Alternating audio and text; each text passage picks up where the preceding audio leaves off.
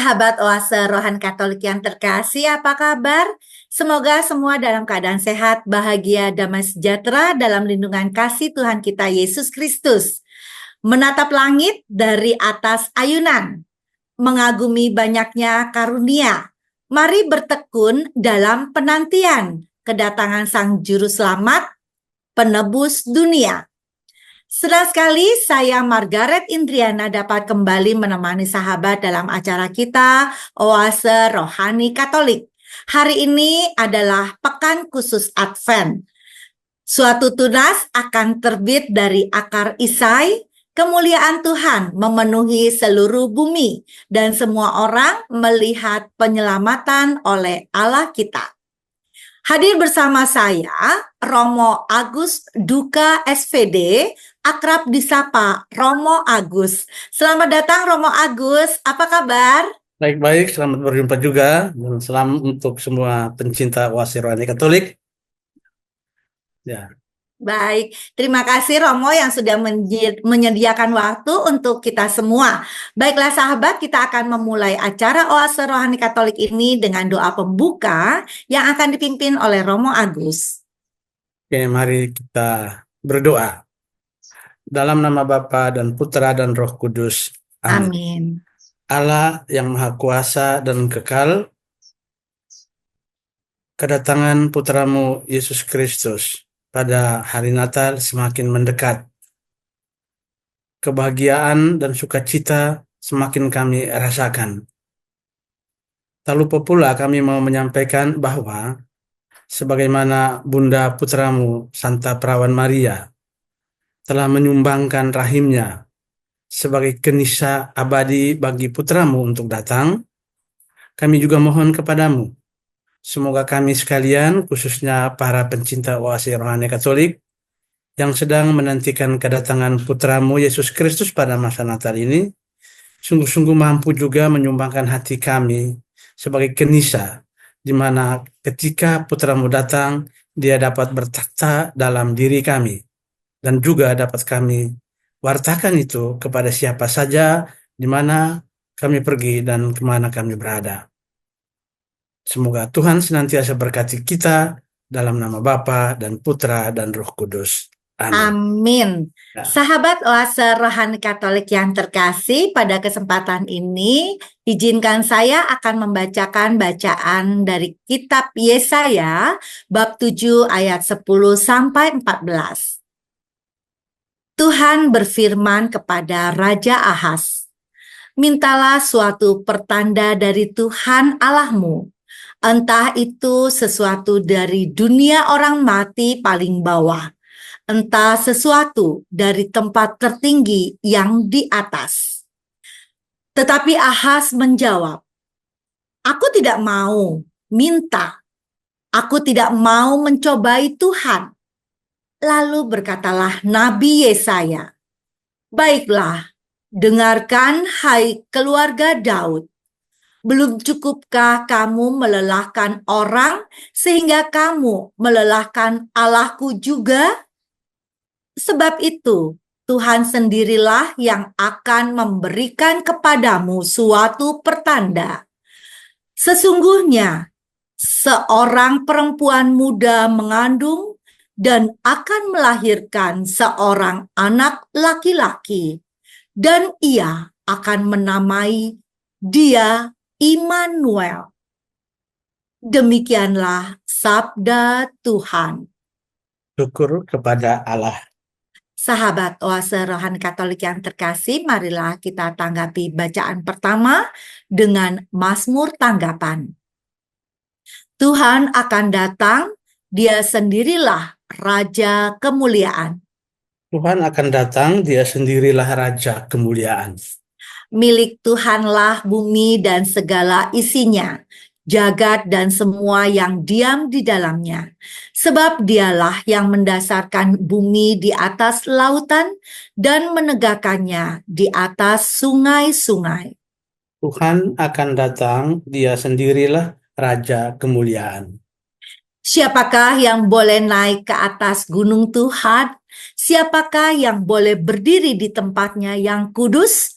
orang yang bersih tangannya dan murni hatinya, yang tidak menyerahkan dirinya kepada penipuan. Tuhan akan datang, Dia sendirilah Raja kemuliaan.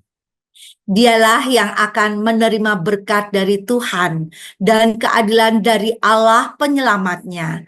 Itulah angkatan orang-orang yang mencari Tuhan, yang mencari wajah-Mu, ya Allah Yakub. Tuhan akan datang, Dia sendirilah Raja kemuliaan. Sahabat Oase Rohani Katolik yang terkasih, marilah kita menyiapkan hati dan pikiran kita untuk mendengarkan bacaan Injil yang akan disampaikan oleh Romo Agus. Tuhan bersamamu. Dan bersama rohmu, Inilah Injil suci menurut Lukas. dimuliakanlah Tuhan. Dalam bulan ke-6, Allah mengutus malaikat Gabriel ke sebuah kota di Galilea bernama Nazaret kepada seorang perawan yang bertunangan dengan seorang bernama Yusuf dari keluarga Daud, dan nama perawan itu Maria. Ketika masuk ke rumah Maria, malaikat itu berkata, "Salam, hai engkau yang dikaruniai, Tuhan menyertai engkau." Maria terkejut mendengar perkataan itu, lalu bertanya di dalam hati, "Apakah arti salam itu?" Kata malaikat itu kepadanya, "Jangan takut, hai Maria, sebab engkau beroleh kasih karunia di hadapan Allah. Sesungguhnya engkau akan mengandung dan melahirkan seorang anak laki-laki, dan hendaklah engkau menamai dia Yesus. Dia akan menjadi besar dan disebut Anak Allah yang Maha Tinggi. Dan Tuhan Allah akan mengaruniakan kepadanya tahta Daud, bapa leluhurnya. Ia akan menjadi raja atas kaum keturunan Yakub sampai selama-lamanya, dan kerajaannya tidak akan berkesudahan." Kata Maria kepada malaikat itu, "Bagaimana hal itu mungkin terjadi karena aku belum bersuami?" Jawab malaikat itu kepadanya, "Roh Kudus akan turun atasmu, dan kuasa Allah yang Maha Tinggi akan menaungi engkau. Sebab itu, anak yang akan kau lahirkan itu akan disebut kudus, anak Allah. Dan sesungguhnya Elisabet, sanakmu itu, ia pun sedang mengandung seorang anak laki-laki pada hari tuanya. Dan inilah bulan yang ke-6 bagi dia yang dikatakan mandul itu. Sebab bagi Allah tidak ada yang mustahil." Maka kata Maria, "Sesungguhnya aku ini hamba Tuhan, terjadilah padaku menurut perkataanmu." Lalu malaikat itu meninggalkan Maria. Demikianlah sabda Tuhan. Terpujilah Kristus. Sahabat Oase Rohani Katolik yang terkasih, marilah kita mendengar inspirasi yang akan disampaikan oleh Romo Agus. Romo Agus, dari bacaan hari ini mendekati Paskah, Natal. mendekati Natal, hal apa, inspirasi apa yang Romo ingin sampaikan untuk Margaret dan juga sahabat Oase Rohani Katolik dimanapun berada? Oke, Bu Margaret dan sahabat Oase Rohani Katolik, Natal semakin mendekat. Beberapa hari lagi kita akan merayakan Natal. Itu berarti Tuhan akan datang. Sudah beberapa minggu kita mempersiapkan diri kita untuk menerima Yesus Kristus itu. Tapi poin utama dalam kedua bacaan ini, bacaan pertama dan bacaan Injil, mungkin bagus kalau kita simak apa maknanya untuk kita sebagai persiapan menyambut kedatangan Yesus Kristus pada Natal nanti ini. Bacaan poin yang dimana kita bisa hubungkan antara bacaan pertama dan bacaan kedua, yaitu di bacaan pertama itu, sesungguhnya seorang perempuan muda mengandung dan akan melahirkan seorang anak laki-laki, dan ia akan menamai dia Immanuel. Itu. Dan itu sama persis seperti yang malaikat sampaikan kepada Maria. Yang mau saya sampaikan di sini adalah bahwa demikian.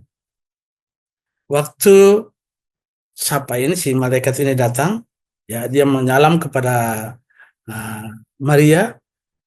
Lalu dikatakan dalam penjelasan itu bahwa dalam bulan ke-6 Allah mengutus malaikat Gabriel ke sebuah kota di Galilea bernama Nazaret Nah, ini penting, ayat 27. Kepada seorang perawan yang bertunangan seorang bernama Yusuf dari keluarga Daud.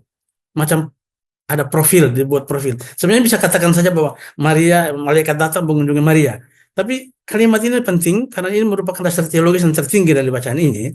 Karena dia mengatakan datang kepada seorang perawan yang bertunangan dengan Yusuf dari keturunan Daud. Keturunan Daud, itu penting sekali. Ini mau mengatakan apa?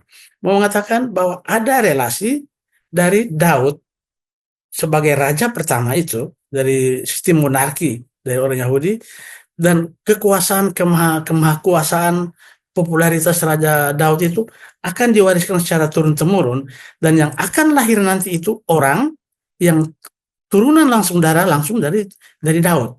Jadi bukan orang sembarangan ini yang sudah ditentukan. Jadi kalau dalam nubuat-nubuat dalam perjanjian lama, orang akan mengatakan demikian, seorang anak akan lahir dari turunan Daud dan sebagainya.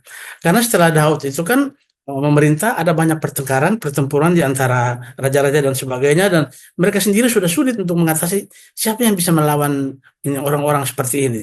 Lalu mereka mengharapkan janji mesianis namanya, mengharapkan akan datang seorang raja dari turunan Daud. Dan ini datang kepada Yesus yang akan dilahirkan. Sehingga kalimat pertama ini mau menghubungkan dan juga mau melegitimasi bahwa Daud sebagai raja pertama Israel itu yang dijadikan sebagai manusia yang sangat populer untuk masyarakat dan sumber penyelamat itu, dari turunannya, silsilahnya akan lahir seorang yang bernama Yesus itu. Dari Yesus itu sungguh-sungguh dari turunan Daud. Berarti sudah dilegitimasi apa yang disampaikan oleh para nabi. Hanya kita harus melihat lagi bahwa itu sisi positif ya, sisi positif bahwa Daud akan melanjutkan atau mewariskan segala macam kekuasaan, popularitas, kemahakuasaan, dan tongkat kerajaan Tuhan itu di Yesus Kristus yang akan lahir. Tetapi kita juga harus melihat bahwa dari turunan Daud sampai Yesus itu tidak semua orang suci di situ. Kalau kita membaca silsilah Yesus Kristus itu, ya.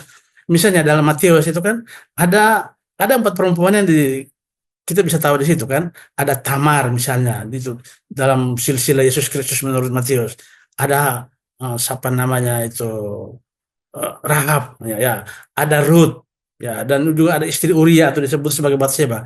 Itu keempat perempuan itu yang juga masuk dalam tulisan silsilah Yesus Kristus, dan keempat orang ini kan ya untuk kita sekarang kan disebut sebagai orang-orang apa namanya PSK model macam begitu kan. Jadi mereka ini dalam bahasa kitab suci dikatakan sundal itu bahasa sangat keras, tapi bahasa itu apa yang mau dikatakan ini? Bahwa yang satu dia turunan Daud, hebat sekali, tapi kok ada orang-orang ini? Berarti bahwa seolah-olah bahwa Yesus yang datang ini orang tercemar. Bukan sebenarnya. Hanya mau mengatakan bahwa dosa tidak boleh menghilangkan atau melenyapkan harapan kedatangan akan Yesus Kristus. Itu intinya di situ. Jadi walaupun orang berdosa, termasuk di bacaan pertama ini kan Ahaz. Di bacaan pertama, siapa itu Ahaz sebenarnya? Ahaz ini anak dari Yotam, itu turunan Daud, tetapi dia adalah satu-satunya raja yang dia tidak memihak kepada Tuhan, kepada Yahweh. Dia lebih memihak kepada orang Asyur. Asyur itu orang-orang kafir yang tinggal di sekitar, kalau negara sekarang, tinggal di sekitar Yordania, tinggal di sekitar Irak dan sebagainya. Dan si Ahaz ini dia menyembah kepada dewa-dewa kafir mereka punya dan tidak menyembah kepada Tuhan. Makanya Allah mengirim juga sebenarnya 2 nabi itu, Yesaya dan Mika. Tapi yang dalam bacaan pertama ini Yesaya mengatakan bahwa oke, minta apa saja lah kepada Tuhan, supaya kamu jangan menggantungkan hidupmu kepada dewa-dewa Asyur. Tapi dia bilang, enggak, saya tidak mau minta kepada Tuhan, saya mau minta saja kepada Asyur. Lalu Yesaya bilang, kalau begitu saya akan memberikan tanda kepadamu bahwa itu yang tadi itu. Sesungguhnya seorang perempuan muda akan mengandung dan akan melahirkan. Mematakan kepada dia bahwa Anda ini turunan Daud loh. Berarti Anda harus mengikuti tata aturan di mana Yesus akan lahir daripadamu. Seorang perempuan akan mengandung. Kamu tidak bisa buat macam-macam begini. Nah, jadi kita harus melihat di satu sisi di situ bahwa sebenarnya Daud itu dalam konteks seperti ini, dia seorang yang sistem monarki dan turun sampai di Yesus sebagai sesuatu raja baru dalam diri Yesus Kristus. Kita akan menyanyikan Yesus putra Daud dan sebagainya. Tapi pada sisi yang lain, turunan yang sampai di Yesus itu turun-turun orang berdosa banyak juga di dalamnya. Di sini disebut 4 perempuan. Ada banyak laki-laki, dalam bacaan ini hanya Ahas kan, tapi banyak laki-laki juga ada di dalamnya yang berdosa juga. Sehingga poin utama di situ adalah bahwa kita menantikan raja yang akan meneruskan takhta kerajaan Daud, tetapi raja yang datang itu bukan raja yang datang untuk apa namanya, yang datang nanti dan karena dosa kita dia tidak bisa datang, tidak. Tapi raja yang datang dan dia akan datang melalui orang-orang yang berdosa seperti itu dengan maksud supaya orang yang berdosa itu terbebaskan dari dosanya. Dengan demikian, dosa intinya tidak boleh menghalang Yesus untuk datang. Atau Yesus mau datang, jadi bukan dosa yang menghalang Yesus untuk datang, tapi Yesus yang datang untuk melenyapkan dosa itu dari manusia. Itu poin utamanya di situ, dari keturunan Daud.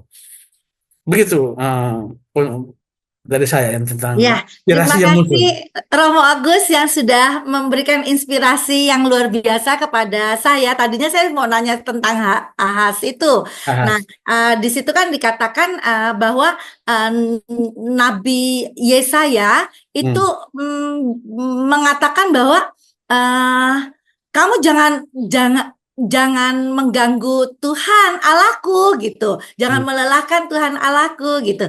Nah, apakah begini, Romo, mungkin kaitannya sama manusia zaman sekarang, ada yang berpikiran bahwa aduh kita nggak usah ngerepotin Tuhan, kita lakukan apa yang kita bisa gitu. Kan ada sebagian orang yang udah kita minta saja sama Tuhan. Apalagi tadi kita katakan Romo sudah menyampaikan bahwa Tuhan hadir itu bukan tidak terhalang oleh dosa kita, tetapi Tuhan Yesus hadir untuk menyelamatkan kita.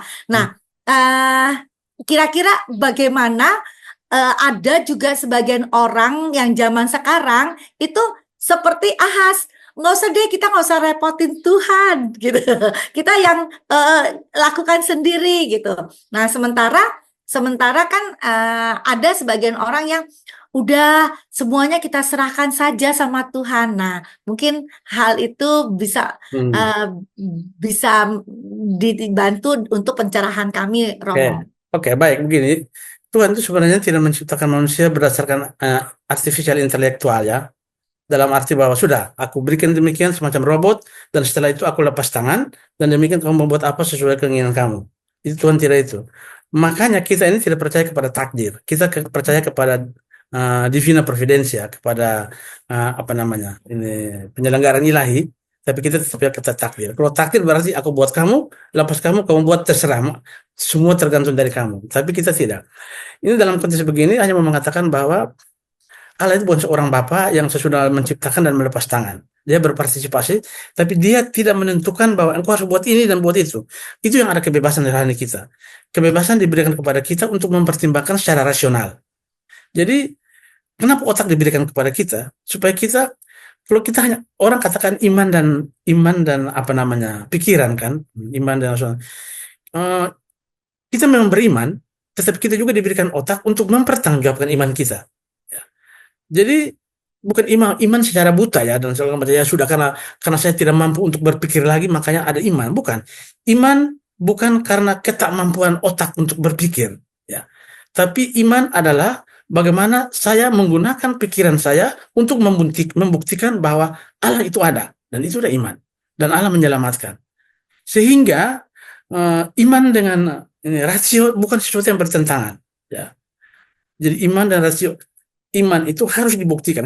Kalau tidak bisa membuktikan iman, itu kita tidak bisa buat apa-apa kan kita yang macam begitu kan. Ya. Makanya rasio itu penting supaya kita akal budi penting. Jadi walaupun budi itu menyembah kepada iman, tetapi budi juga sedikit dia yang mempengaruhi supaya iman kita itu dapat dipertanggungjawabkan secara publik dan juga kepada diri kita sendiri. Makanya tadi mengatakan, sudah jangan repot-repot dengan Tuhan. Ya kalau Anda tidak mau repot dengan Tuhan, Tuhan tidak mau repot dengan Anda, ya itu tidak usah bergantung kepada Tuhan dan urus dirimu sendiri-sendiri. Tapi kita jangan lupa bahwa kita ini manusia sosial ya. Ya. Jadi itu kita berhubungan itu dengan diri sendiri, dengan sesama dan juga dengan Tuhan. Itu maksudnya. Jadi kalau mau sendiri-sendiri, hidup sendiri, akhirnya tuh pada suatu waktu, Mungkin karena kita berpikir sangat sebagai manusia, bahwa akhirnya kita pikir Tuhan ini sebagai berpikir Tuhan yang sangat protektif mungkin karena kita dipengaruhi oleh orang tua kita yang sangat protektif dengan kita, lalu kita melampiaskan itu, oh Tuhan berarti seperti itu, ya. Karena bapakku, mamaku ini buat begini-begini, ibuku, makanya Tuhan seperti itu. Tidak. Tuhan dia memberikan kebebasan kepadamu, tapi kebebasan itu dipertanggungjawabkan dan dipantau dari jauh tentang kebebasan itu. Kamu membuat begini-begini, pada saatnya nanti dia akan datang dan mengatakan bahwa kamu ini buat sesuatu ada salah nih. Kamu ada kesempatan untuk bertobat. Makanya pengakuan dosa, pertobatan itu mau mengatakan kepada kita bahwa kamu telah berdosa dan kamu berpikir bahwa kamu telah berdosa dan bersalah, maka ini peluangnya, ini wadahnya, kamu harus mengakukan dosa-dosa itu. Makanya dosa yang kamu miliki itu tidak uh, uh, tidak bisa dia menghalangi kebaikan Tuhan. Ya. Jadi dosa jangan menghalangi kebaikan Tuhan. Malah kebaikan Tuhan itulah yang harus menghilangkan dosa-dosa kita. Demikian. Ya. Iya, Jadi Romo. penting itu. Yes. Allah repot dengan kita. Ya. Iya, seperti halnya juga hari ini kita bisa melakukan perbincangan diskusi rohani ini tentunya bukan karena takdir tetapi karena penyelenggaraan ilahi ya Romo ya. Ya, jadi memang itu beda-beda tipis ya. Ada yang mengatakannya takdir. Kita orang Katolik tidak takdir loh ya, sehingga sepanjang itu. Kita kalau takdir itu yang tadi saya bilang kan kita ini bukan berarti artificial intelektual yang bermain di dalam diri kita, tapi kita masih punya kehendak ya. Dan kehendak itu yang membuat kita untuk bisa mempertimbangkan baik atau tidaknya. Dan disitulah suara hati masuk. Suara hati itu siapa? Suara hati itulah Tuhan yang ada dalam yang kita selalu mengatakan bahwa inspirasi. Tadi kan kamu bilang mana inspirasi di awal ini kan. Iya, Romo. Nah, Romo, kita sebagai makhluk ciptaan Tuhan yang sempurna dalam hal ini sebagai manusia, tadi dikatakan bahwa kita diberikan kehendak bebas, beda dengan makhluk ciptaan yang lain. Nah, lalu bagaimana agar dalam menggunakan kehendak bebas itu seseorang bisa tahu bahwa, oh, itu yang saya mau lakukan sebaiknya A, bukan yang B.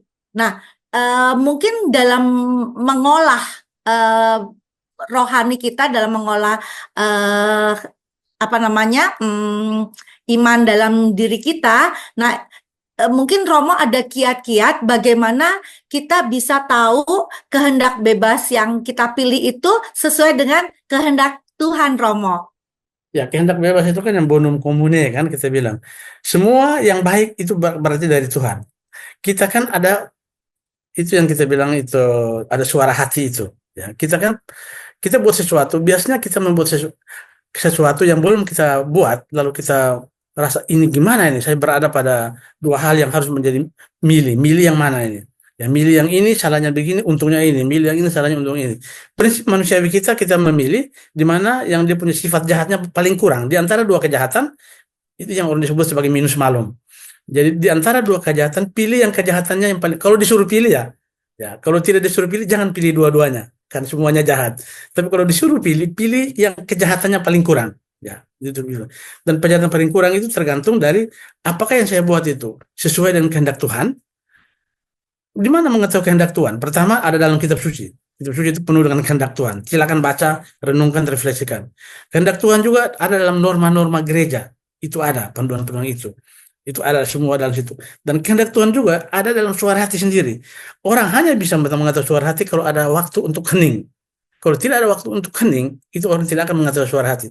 Hening itu sedikit berbeda dengan diamnya. Hening itu.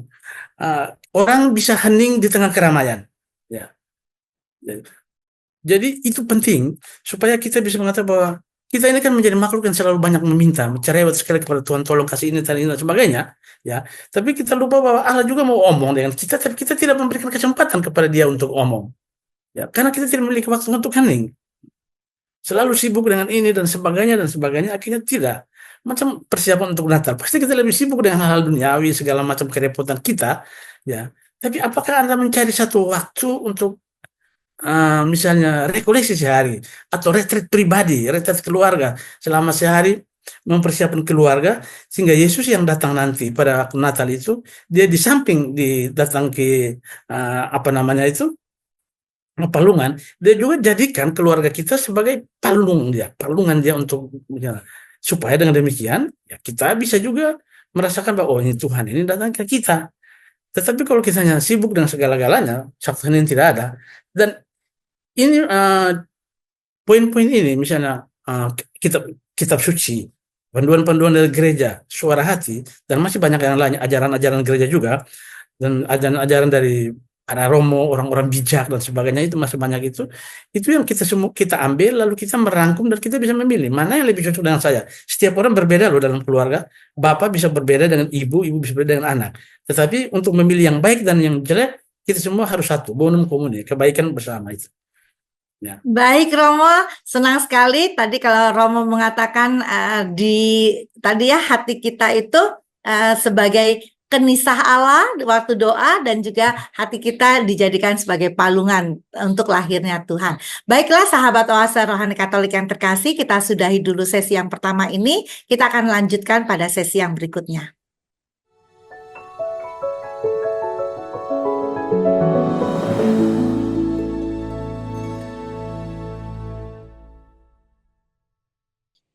Sahabat Oase Rohani Katolik yang terkasih, masih bersama kami Romo Agus dan Margaret. Bagi Anda yang ingin menyampaikan pertanyaan, dapat mengirimkannya ke alamat email orkaj2021@gmail.com atau melalui HP 0881 0251 33438. Nah, Romo, tadi kita sudah seru nih dengan perbincangan rohani. Nah, untuk sesi yang kedua ini, Romo, kita dalam masa Advent, masa penantian. Nah, mungkin Romo bisa memberikan apa sih arti penantiannya itu bagi umat Katolik. Dan kalau tadi kita lihat, Romo, bahwa Yesus itu sebenarnya adalah anak dari keturunan raja. Nah, apakah Yesus itu menyadari bahwa Yesus adalah keturunan raja, padahal kan yang diketahui adalah anak tukang kayu gitu. Nah, mungkin Romo bisa memberikan inspirasi untuk Margaret. Silakan Romo. Berarti ada 2 poin ya. Kita pertama dulu, baru nanti yang kedua. Oke, jadi semua orang Israel itu bangga kalau dia turunan ini Raja Daud. Itu orang Israel berusaha untuk bangga itu. Lalu pada saat di mana peperangan terjadi antara suku dan segala macam, dan orang mengharapkan ada seorang yang datang sebagai pelanjut kerajaan Daud itu untuk membebaskan orang-orang Israel itu, semua ibu berharap. Maria tidak berharap apa-apa, dia orang kampung kan di Nazaret. Ya, kan pada zamannya setelah ini Daud itu kan kerajaan Israel itu dibagi 2. Bagian utara itu kerajaan utara dari Israel itu disebut Israel dengan ibu kotanya Samaria, lalu selatan itu Yehuda dan ibu kota Yerusalem. Jadi ini yang paling orang kota itu yang bagian Yerusalem, orang kampung itu yang di Samaria itu dan di bagian utara. Dan ini Maria kan orang-orang sekitar utara itu waktu mau cacat jiwa baru lari bahkan lari ke selatan dan sebagainya. Jadi orang sama sekali tidak perhatikan. Hanya kalau turunan Daud itu kan nanti turun sampai di Yosef ya, sampai di Yosef, turunan Daud. Lalu karena dia bertunangan dengan Maria, makanya Yesus akan menjadi turunan Raja Daud itu. Dalam perkembangan kemudian dalam hidup Yesus, kita melihat bahwa Yesus tidak terlalu rasa srek dengan dianggap sebagai keturunan Daud itu. Ya, dia mau supaya pewartaan dia itu jangan sebatas untuk orang-orang Yahudi saja. Ya, untuk orang yang di luar Yahudi juga, sehingga baik keturunan Daud maupun keturunan yang bukan keturunan Daud. Kita melihat Yesus waktu hilang pada umur kecil di Bait Allah di Yerusalem. Waktu itu kan dia hilang kan, pergi sama bapak dan mamanya ikut pesta Paskah, lalu hilang, belum ada alat teknologi seperti sekarang ini sehingga kita bisa tahu lokasinya di mana dan sebagainya. Dicari berhari-hari dan dia ada lagi berdiskusi dengan imam-imam kepala dalam ini Bait Allah. Lalu Maria bilang begini, ini Yesus, aku tidak bisa buat begini. Bapakmu dan aku mencari engkau berhari-hari, itu aku membuat begini. Lalu dia katakan, kenapa kamu cari aku? Bayangkan itu ya, orang sudah cari begitu lama, lalu dia bilang, kenapa kamu cari aku? Lalu kalimat dia bilang, kamu tidak tahukah bahwa aku harus berada di rumah Bapakku? Jadi dia mau berusaha, sebenarnya kalau kalimat itu dalam perspektif manusiawi, Yosef akan tersinggung loh itu. Dia bilang, kamu nggak tahu kah aku harus berada di rumah Bapakku? Lalu aku ini siapa? Begitu kan? Ya. Tapi dia hanya mau mengatakan bahwa turunan Raja Daud yang sampai di Yosef itu, oke lah Bapak. Tapi kamu jangan membingkai aku dalam dalam garis itu. Aku harus pergi juga ke tempat yang lain. Sorry. Ya. Dengan demikian, pewartaan yang dibawakan oleh Yesus bukan pewartaan yang hanya ditujukan untuk orang Yahudi, tapi di luar orang Yahudi juga. Makanya dia berusaha supaya melihat supaya orang-orang jangan, atau kaum keluarganya jangan begitu protektif. Tadi kita omong tentang protektif itu dari Tuhan, protektif, menghalang dia untuk keluar dari kungkungan Raja Yahudi yang dengan notabene kerajaan duniawi, tapi dia mau menciptakan satu kerajaan yang lain. Kalau kerajaan yang ini tipe duniawi seperti siapa Daud, itu kerajaan yang ditandai dengan begitu banyak norma institusi. Jadi kerajaan sebuah institusi, makanya aturan dan institusi itu menjadi perhatian utama. Tetapi dia membuat kerajaan lain yang tidak didasarkan pada institusi raja, tapi berdasarkan gerakan kemasyarakatan, gerakan rakyat kecil. Nah, dengan demikian dia bisa bebas buat apa-apa dan juga tidak terikat dengan aturan-aturan dari Yahudi. Makanya Yesus itu mati sebenarnya bukan hal lain, karena dia melanggar aturan Yahudi. Makanya dimarahi dan itu. Lalu yang kedua, contoh yang kedua, pada saat Yesus sementara berkhotbah dan begitu banyak orang berkeliling, lalu mamanya datang cari dia kan, lalu banyak kan nggak bisa masuk kan, macam orang jual obat zaman sekarang kan, jual obat di pasar-pasar Jatinegara atau di Palmerian macam begitu kan.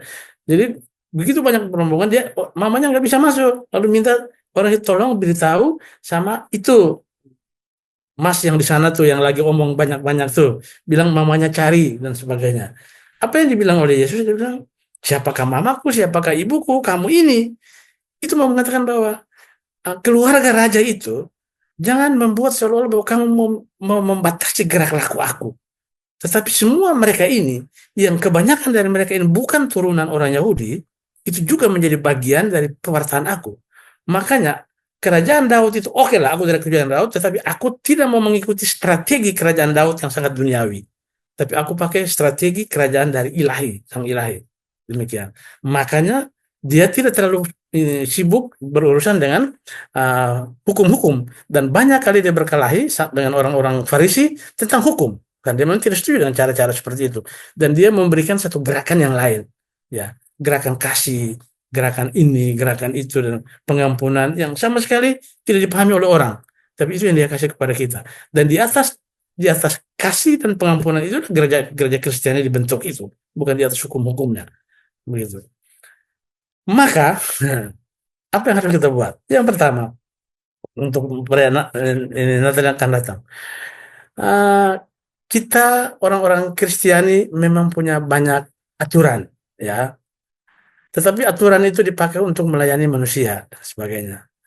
Jadi kita jangan menjadikan aturan itu, tidak berarti bahwa menolak aturan, tapi ada kalanya kita menjadikan aturan itu sebagai yang paling utama dalam hidup kita, sehingga akhirnya kita terkungkung dalam aturan dan tidak bisa lagi berbuat baik kepada orang yang lain. Ya. Banyak kali aturan itu membuat orang untuk tidak bisa keluar dari dirinya sendiri. Orang menjadi nyaman di dalam aturan itu, akhirnya tidak bisa untuk keluar. Karena untuk bisa melayani orang yang tidak hidup dalam aturan, kita harus keluar dari tatanan aturan itu sendiri. Itu yang menjadi bahaya. Sehingga di satu pihak, tidak berarti bahwa tidak boleh ada aturan. Aturan ada untuk mengatur orang. Tetapi tatkala dia membuat orang untuk terbingkai dalam aturan itu, sama seperti Yesus, makanya sebenarnya tidak, yang macam begitu tidak bisa. Aku harus keluar karena kerajaannya Tuhan yang sesungguhnya itu bukan kerajaan yang dibingkai atau dimasukkan dalam kotak sebuah aturan, tapi di bawah di mana ada kasih persaudaraan. Makanya dia bilang, ketika aku lapar, kamu memberi aku makan. Ketika aku haus, kamu memberikan aku air dan sebagainya. Ketika aku di penjara, kamu mengunjungi aku. Inilah aturan-aturan. Aturan yang macam ini gerakan, sebuah gerakan iman, gerakan kerohanian yang harus kita buat. Itu banyak kali kita terjadi di paroki-paroki juga ya. Ada kalanya kita membantu orang, tapi nggak boleh karena ini ketua dewan ini belum omong, ketua ini belum omong, ketua ini. Laku orang ini dari itu. Saya ini pernah pengalaman. Saya diminta untuk pergi kasih minyak suci di Kerelos gitu dan sebagainya. Tapi orang itu kan di paroki, salah satu paroki, saya tidak mau sebut parokinya di situ. Itu berarti saya harus minta izin ke paroki itu. Lalu saya ke paroki itu, sekretarisnya bilang, nggak bisa karena pastor parokinya belum ada. Di mana pastor parokinya? Lagi tidur, Romo. Waduh, ini lagi tidur, kapan baru bangun. Kalau saya mau pergi kasih minyak suci, nanti parokinya marah. Kalau nggak kasih minyak suci lah orang di sana, nanti kalau mati gimana? Dan sebagainya.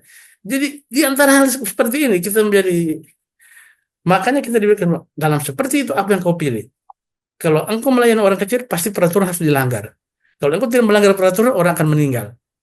Ini yang kita harus punya sedikit apa begitu ya, kewaspadaan dalam ya. Yesus datang itu mau macam itu, cut hal-hal yang macam begitu. Bagi dia keilahian itu ada dalam kemanusiaan. Orang tidak bisa menyembah Tuhan orang tanpa melayani manusia. Karena dengan melayani manusia, kamu menyembah Tuhan yang sesungguhnya. Itu dari saya, Bu Margaret. Iya, iya. Terima kasih Romo. Sangat menarik sekali di mana terkadang kita terikat sama suatu aturan dan akhirnya ada yang harus kita berikan kasih, tetapi itu terhalangi karena suatu aturan. Nah, apalagi ini, wah, pesan Romo penting ini untuk kita yang mau menyambut Natal nanti. Wah, gereja penuh sesak. Terkadang kita suka petugas-petugas suka menghalangi orang mau masuk gereja karena sudah penuh sesak dan seterusnya. Nah, memang aturan dibuat untuk suatu apa namanya, ada ketertiban di situ, tetapi kembali tadi Romo mau mengajak kita supaya menggunakan hati nurani kita agar yang dilakukan kasih itu tetap bisa dijalankan dengan baik. Begitukah Romo? Ya, dan kasih itu berarti akomodasi ya. Orang tidak akan bisa mengimplementasi kasih tanpa akomodasi. Jadi Allah itu mengakomodasi. Memang kalau dari segi politik, kan kita tidak mau ada politik akomodatif kan, mau membuat baik semua. Tetapi tidak, gereja harus akomodasi. Karena itulah tugas gereja. Gereja harus bersifat akomodasi kepada siapapun. Tidak akomodatif kelompok tertentu, akomodatif secara universal kepada siapapun. Makanya Yesus datang itu di tempat di mana tidak ada akomodasi. Supaya ditunjuk kepada dunia bahwa kamu hal ini yang ini tidak ada dalam dirimu, maka aku datang membuat begini sebagai satu ironi kepada kamu supaya buatlah gereja yang akomodatif terhadap semua orang. Gitu. Iya, baik Romo. Nah, disitulah kita tadi kembali bagaimana kita mengolah hati nurani kita yang selalu kita asah sehingga kita akan tahu kehendak bebas mana yang akan kita gunakan, jalan apa yang sesuai dengan hati nurani kita. Baiklah, sahabat Oase Rohani Katolik yang terkasih, demikianlah perbincangan kita pada hari ini. Dan marilah kita mohon doa penutup dan berkat dari Romo Agus. Karena poin utama kita hari ini kita bicara dalam konteks Maria, maka sebagai doa penutup saya mengajak kita semua, sahabat pencinta Oase Rohani Katolik, kita berdoa satu kali Salam Maria sebagai doa penutup. Dalam nama Bapa dan Putra dan Roh Kudus. Amin. Amin. Salam Maria, Salam Maria, penuh rahmat, Tuhan sertamu. Terpujilah engkau di antara wanita, dan terpujilah buah tubuhmu, Yesus.